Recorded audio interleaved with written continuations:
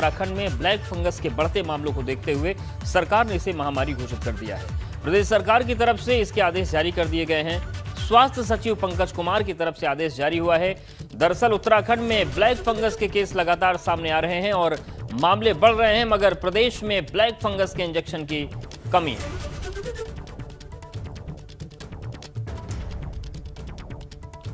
तो स्वास्थ्य सचिव पंकज कुमार ने आदेश जारी कर दिया है कि कोरोना के बढ़ते मामलों को देखते हुए फैसला ये लिया गया है कि ब्लैक फंगस अब उत्तराखंड में महामारी है और महामारी के प्रोटोकॉल के साथ ही मरीजों का इलाज होगा। इसके साथ ही साथ ब्लैक फंगस बढ़ने के बाद जिस तरीके से इसकी दवाइयों की शॉर्टेज की बात सामने आ रही थी, तो ये भी दिशा निर्देश जारी हैं कि जो सरकारी अस्पताल हैं चिन्हित, उन्हीं में इसकी दवाइयां और इंजेक्शन मिलेंगे।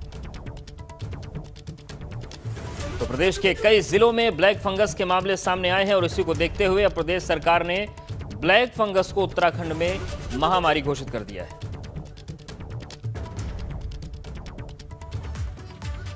ब्लैक फंगस के बढ़ रहे मामलों को देखते हुए सरकार ने बड़ा फैसला लिया है। ब्लैक फंगस की जो दवाइयां हैं एम्फोटेरिसिन बी के इस्तेमाल के लिए एसओपी जारी हो गई है। अब ये दवाई सिर्फ डेडिकेटेड कोविड-19 health care centre, medical college और राज्य सरकार के संस्थानों में ही मिलेगी।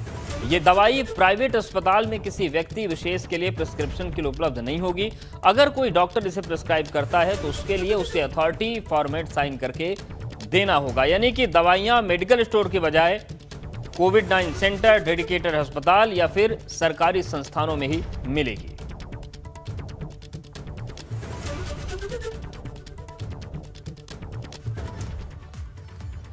रुड़की में कोरोना के बाद अब ब्लैक फंगस के मामले भी तेजी से बढ़ रहे हैं। सिविल अस्पताल में एक महिला में ब्लैक फंगस के लक्षण मिलने से हड़कंप मच गया। महिला को एम्स के लिए रेफर कर दिया गया है। सिविल अस्पताल रुड़की में ब्लैक फंगस का यह पहला मामला सामने आया है। अब महिला के परिवार के बाकी सदस्यों की भी जांच की जा रही है। तो सिविल अस्पताल में महिला को भर्ती कराया गया है। ब्लैक फंगस की शिकायत हुई थी, उसके बाद पुष्टि हो गई है। रुड़की में कोरोना के बाद अब ब्लैक फंगस के मामले तेजी से बढ़ रहे हैं। सिविल अस्पताल में एक महिला को ब्लैक फंगस के लक्षण मिलने के बाद हड़कंप मच गया। महिला को ऋषिकेश एम्स रेफर कर दिया गया है। सिविल अस्पताल रुड़की में ब्लैक फंगस का यह पहला मामला है और अब महिला के परिवार के बाकी सदस्यों की भी जांच चल रही है।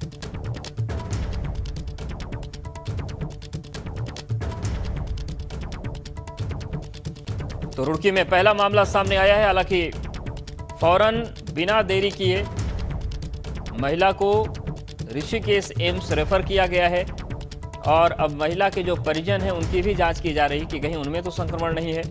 तो उत्तराखंड में तेजी से मामले सामने आ रहे हैं और रुड़की में भी मामला सामने आ गया है।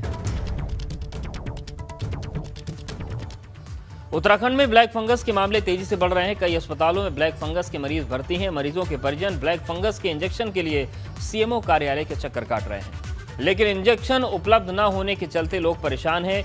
एसीएमओ का कहना है कि अभी ब्लैक फंगस के इंजेक्शन की काफी जरूरत है, मगर इंजेक्शन मुहैया नहीं हो पा रहे हैं। कमी है, साफ तौर से आधिकारिक तौर से ये बता दिया गया है। जिस हिसाब से अभी पेशेंट्स के अटेंडेंट यहाँ आ रहे हैं उस हिसाब से हमें प्रचुर मात्रा में आवश्यकता पड़ेगी। इस समय मेरा जो एस्टिमेटेड है कि कम से कम हमें 5000 ऑयल की अभी नितांत आवश्यक है। तो जैसे ही इंजेक्टेबल हम तक पहुंच जाएंगे मेरे सीएमओ लेवल पे, तो हम उसको तुरंत वितरित कर देंगे। मैं 4 दिन से यहाँ भटक रहा हूँ इंजेक्शन के लिए, एम्थ्रोसिन बी के लिए, जो ब्लैक फंगस के लिए है। गवर्नमेंट की गाइडलाइन जो दी गई थी उसमें फ़ोन नंबर दिए गए थे और ये बताया गया था कि हमें सीएमओ से कॉन्टैक्ट करना पड़ेगा। नारायण सिंह देखिए उनका नंबर फ़ोन स्विच ऑफ आ रहा है, जो नंबर दिया गया है। अब हम यहाँ के चक्कर लगा रहे हैं, लेकिन यहाँ भी इंजेक्शन नहीं है। बड़ी खबर हरिद्वार से है। ब्लैक फंगस को महामारी घोषित करने के बाद हरिद्वार में भी अलर्ट जारी किया गया है। सभी अस्पतालों में अलर्ट जारी किया गया है। ब्लैक फंगस के लिए सभी अस्पताल सतर्क रहें। सीएमओ हरिद्वार ने सभी अस्पतालों को निर्देश दिए हैं कि टीम बनाकर निगरानी करते रहें। तो ये इस वक्त की बड़ी खबर हरिद्वार से, जहां पर ब्लैक फंगस को महामारी घोषित करने के बाद हाई अलर्ट पर हरिद्वार है। सभी अस्पतालों में ब्लैक फंगस के लिए सतर्क रहने को कहा गया है और सीएमओ हरिद्वार ने सभी अस्पतालों को निर्देश दिए हैं कि टीम बनाकर इसकी निगरानी करें। कहीं पर कोई चूक नहीं होनी चाहिए और कोई मरीज अगर सामने आता है तो फौरन उसका इलाज शुरू किया जाए। सीएम तीरथ सिंह रावत ने कोविड की रोकथाम और बचाव के लिए अधिकारियों और डीएम के साथ मीटिंग की। इस दौरान सीएम ने माता पिता और परिवार वालों के मुखिया की मृत्यु वाले परिवार के बच्चों के लिए विशेष योजना बनाने के निर्देश दिए हैं। सीएम के निर्देश हैं कि ऐसे बच्चों का चिन्हीकरण कर उन्हें जल्द से जल्द मुहैया सुविधा कराई जाए। कोविड की तीसरी लहर के लिए तैयारियों को जल्द धरातल पर लागू किया जाए। इस मुख्यमंत्री ने कहा कि वर्तमान में कोविड के मामलों में कमी देखने को मिल रही है, फिर भी हमें पूरी तरह से सावधान रहना है। तीसरी लहर में बच्चों पर फोकस करना है। जिला और ब्लॉक स्तर पर इसकी मैपिंग हो। फील्ड में काम करने वालों को मालूम होना चाहिए कि किसी तरह की परिस्थिति में उन्हें क्या करना है। कोविड की तीसरी लहर से पहले सारी तैयारियां पुख्ता कर ली जाएं, इसमें किसी तरह की कोई कमी ना हो। जिलाधिकारी हर गांव स्तर तक इसकी तैयारी करनी है। जहां तक संभव हो दूरस्थ क्षेत्रों के लिए mobile testing van, mobile lab, sampling van गांव में भेजे जाएं और गांव घर तक जरूरी मेडिकल किट और दवाओं की उपलब्धता हो। गांव में क्वारंटीन सेंटर चिन्हित कर उन्हें जरूरी सुविधाओं से युक्त किया जाए। ये तमाम निर्देश मुख्यमंत्री की तरफ से दिए गए हैं। हरिद्वार जिले में कोरोना के मामले कम नहीं हो रहे हैं। खासकर ग्रामीण इलाकों में कोरोना तेजी से फैल रहा है। शायद ही कोई ऐसा गांव हो जहां पर लोगों को जुकाम, बुखार, खांसी की शिकायत ना हो।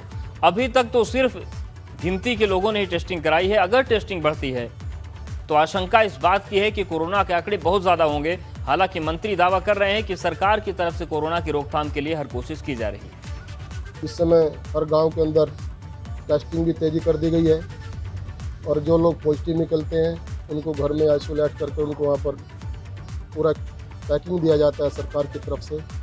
अगर उसके बावजूद भी वो ठीक नहीं होते तो उनको जो भी उचित स्थान है उनको हॉस्पिटलों में लाकर भर्ती किया जाता है, उनके स्वास्थ्य की देखरेख की जाती है। उत्तराखंड के ग्रामीण इलाकों में फैलते कोरोना संक्रमण को लेकर पूर्व विधानसभा अध्यक्ष गोविंद सिंह कुंजवाल ने सरकार पर निशाना साधा। कुंजवाल का कहना है कि ग्रामीण क्षेत्रों में कोरोना तेजी से फैल रहा है। गांव के गांव इसकी चपेट में है, लेकिन कोरोना से निपटने के लिए सरकार की व्यवस्था नाकाफी है, जिससे गांव के लोग काफी परेशान हो रहे हैं। ग्रामीण क्षेत्रों में फैलते जा रहे हैं कोरोना महामारी को लेकर के लगता है सरकार जरा सा भी गंभीर नहीं है। हालत ये हो गई है कि हर घर में लोग बीमार पड़े हैं, सर्दी जुकाम लगा है और जहाँ भी कोशिश करने के बाद हम लोग टीम भिजवा रहे हैं वहाँ मैक्सिमम जो है पॉजिटिव निकल जा रहे हैं। पूर्व सीएम हरीश रावत ने कोरोना को लेकर की गई राज्य सरकार की तैयारियों पर सवाल उठाए हैं। हरीश रावत ने कहा कि मैदान की तुलना में पहाड़ में संक्रमण के केस ज्यादा हैं। इस बीच पहाड़ की स्वास्थ्य सुविधाओं की कमी है, जिसे सरकार को बढ़ाने की जरूरत है। साथ ही हरीश रावत ने यह भी कहा कि सरकार को कोर्ट के निर्देशों को गंभीरता से लेना चाहिए। तो विपक्ष भी लगातार हमलावर है और हरीश रावत ने कहा कि मैदान की तुलना में पहाड़ में संक्रमण के केस ज्यादा हैं, पहाड़ में सुविधाओं की कमी है। स्वास्थ्य सेवाओं की कोई दस्तक नहीं रही है। कोरोना के मरीजों तक, संक्रमित लोगों तक पहुंचने का जो प्रयास होना चाहिए था वो प्रयास नहीं हुआ है। कोरोना संक्रमण को नियंत्रित करने में राज्य सरकार के प्रयासों की विफलता पर या अपर्याप्तता पर जो कुछ माननीय हाईकोर्ट ने कहा है वो राज्य सरकार के लिए एक बड़ी चेतावनी है। हरिद्वार जिला प्रशासन ने हर की पैड़ी पर अस्थि विसर्जन और श्मशान घाट पर अंतिम संस्कार के लिए आने वाले लोगों के लिए नई गाइडलाइन जारी की है, जिसका असर भी देखा जा रहा है। अस्थि विसर्जन के लिए अधिकतम 4 लोगों को ही आने की अनुमति दी जाएगी। वहीं अंतिम संस्कार के लिए 20 से ज्यादा लोग हरिद्वार नहीं आ सकेंगे। जो लास्ट राइड्स के लिए जो है 20 लोगों का जो है वो संख्या जो है जीवों के अनुसार निर्धारित है। इसमें जो बाहरी राज्यों से आने के लिए भी जो है जो रूल्स है, इसमें विशेषकर राजस्थान से भी काफ़ी बसेस में भी आते हैं, उनके लिए भी जो है वो स्पेसिफिकली रूल्स निकाल करके अभी सर्कुलेट कर दिया गया है। देहरादून में दवाइयों और इंजेक्शन की कालाबाजारी करने वाले 2 वार्ड बॉय को पुलिस ने गिरफ्तार किया। ये दोनों मरीजों के डिस्चार्ज होने के बाद उनकी बची हुई दवाइयों को दूसरे मरीजों को महंगे दाम पर बेचते थे। दरअसल वार्ड बॉय मरीजों को झूठ बोलते थे कि अस्पताल में दवाइयां नहीं हैं और अपने पास अन्य मरीजों की रखी दवाइयों को महंगे दाम पर पेशेंट को बेचते थे। अभी तक देहरादून शहर में 10 मुकदमे कालाबाजारी को लेकर दर्ज हो चुके हैं। पौड़ी में कोरोना की तीसरी लहर को लेकर विशेषज्ञों की संभावनाओं ने स्वास्थ्य विभाग की चिंता को बढ़ा दिया है। सीएमओ ने स्वास्थ्य विभाग को तीसरी लहर को लेकर चौकस रहने के निर्देश दिए हैं। साथ ही तीसरी लहर की रोकथाम किस तरह से की जाए, इसके लिए भी बैठक शुरू हो गई है। सीएमओ ने तीसरी लहर में 10 साल तक के बच्चों का संक्रमित होने का सबसे ज्यादा खतरा बताया है, जिसको देखते हुए कोविड अस्पतालों में छोटे बच्चों के लिए NICU और बड़े बच्चों के लिए PICU को तैयार करने की प्लानिंग कर ली है। कोरोना संक्रमण काल में बच्चों को हो रही कई तरह की बीमारियों को देखते हुए डीएम ईवा श्रीवास्तव ने लोगों से अपील की है। डीएम ने कहा कि बच्चों की सेहत खराब होने पर किसी तरह की लापरवाही न बरतें। अगर किसी बच्चे को खांसी, जुकाम, बुखार, डायरिया के अलावा स्किन डिजीज दिखाई दे तो फौरन संपर्क करें डॉक्टर से। इसके लिए स्वास्थ्य केंद्र या आपदा कंट्रोल रूम में नंबर पर संपर्क किया जा सकता है। बच्चों में कोरोना वायरस के मामले भी पहले हम ये सोच करके चल रहे थे कि बच्चों को कोविड नहीं होता है, और अगर होता है तो बिना लक्षणों के या बहुत ही मामूली लक्षणों से वो निकल जाता है। लेकिन अब ये ऐसी बात नहीं है। कई राज्यों में देखा जा रहा है कि बच्चों के मामले बहुत ज़्यादा बढ़ रहे हैं। इस पे हम ग्राम स्तर पे निगरानी हम जल्दी ही इसमें हफ्ते 10 दिन में हम स्टार्ट करा देंगे, जिससे कि बच्चों में अगर कुछ लक्षण पाए जा रहे हैं तो वो जल्दी हमारे जनपद में डिटेक्ट हो जाएं।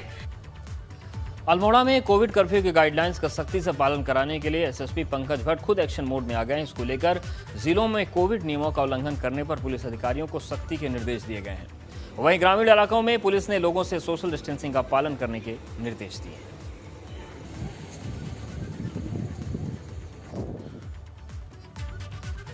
बागेश्वर में एक सामाजिक संस्था की तरफ से कोविड अस्पताल को उपकरण दिए गए। इन उपकरणों का इस्तेमाल कोविड मरीजों के लिए किया जाएगा। संस्था की तरफ से अस्पताल को 25 pulse oximeter, 5 wheelchair, 20 thermometer, glucometer जैसी जरूरी सामान दिए गए। तो अस्पताल को जरूरी उपकरण दिए गए। बागेश्वर की तस्वीरें हैं। बागेश्वर में भी कोरोना काफी अपना पैर फैला चुका है। कोरोना काल में सामाजिक संस्थाएं मदद कर रही हैं और ऐसे ही एक संस्था ने अस्पताल में जरूरी उपकरण दिए।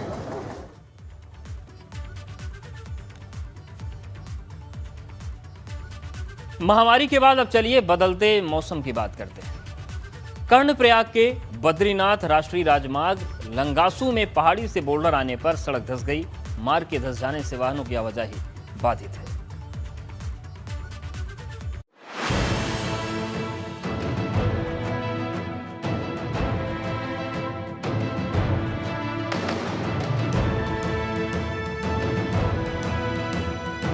उत्तराखंड के पहाड़ों में बारिश मानो आफत लेकर आई है। कर्णप्रयाग की इस तस्वीर को देखिए। लैंडस्लाइड के बाद हाईवे की क्या हालत हो गई है।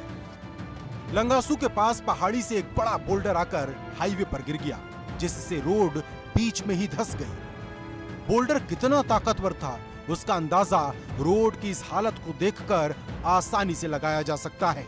देखिए रोड इस जगह पर कैसे बीच से धंस गई है। सड़क में बड़ी बड़ी दरारें पड़ गई हैं। ऐसे में आप सोचिए कि जब बोल्डर गिरा होगा उस समय अगर कोई इंसान इसकी चपेट में आ जाता तो उसका क्या हाल होता। प्रशासन ने रोड की मरम्मत कर किसी तरह से आवाजाही तो शुरू करवा दी, लेकिन इस जगह पर अभी भी खतरा बना हुआ है। पहाड़ी पर एक बड़ा पत्थर अभी भी अटका है, जिससे आने वाले दिनों में खतरा बना हुआ है। एबीपी गंगा के लिए कर्णप्रयाग से जितेंद्र पवार की रिपोर्ट।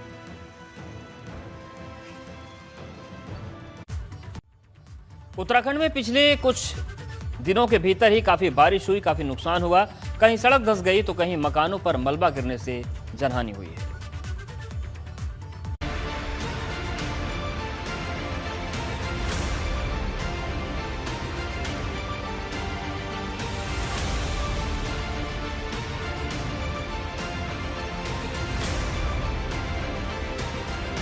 मूसलाधार बारिश के बाद चंपावत में शारदा नदी उफान पर है। नदी के उफान में खनन काम में लगे मजदूर का परिवार फंस गया। एक ही परिवार के 9 सदस्य नदी के बीच बने टापू पर फंस गए। प्रशासन की टीम ने रेस्क्यू चलाकर किसी तरह से इन मजदूरों का रेस्क्यू किया। 11 घंटे बाद टापू पर फंसे सभी 9 लोगों को सकुशल निकाल लिया गया।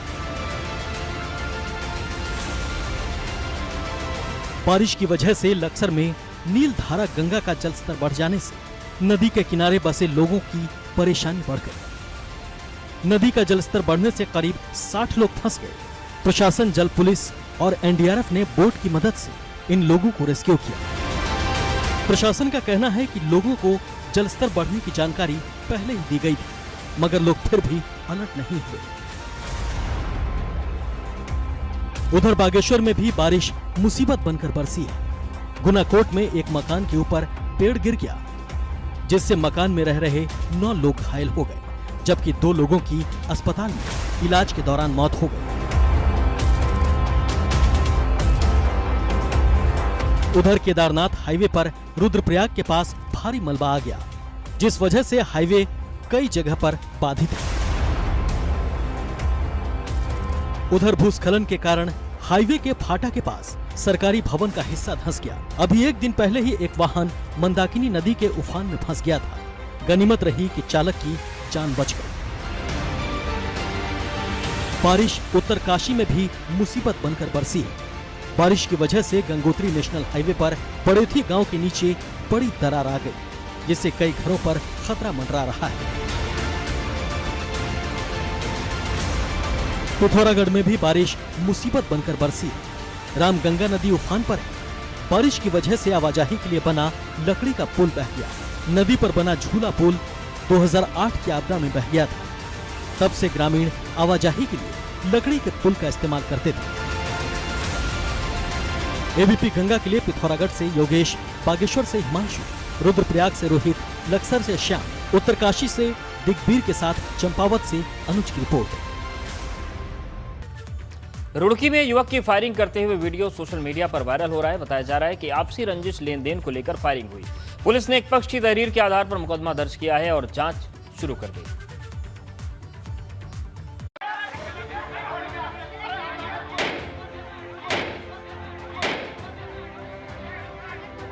रुड़की में सरेआम फायरिंग की ये वीडियो लोगों में कम होते मित्र पुलिस के खौफ को बयां कर रहा है।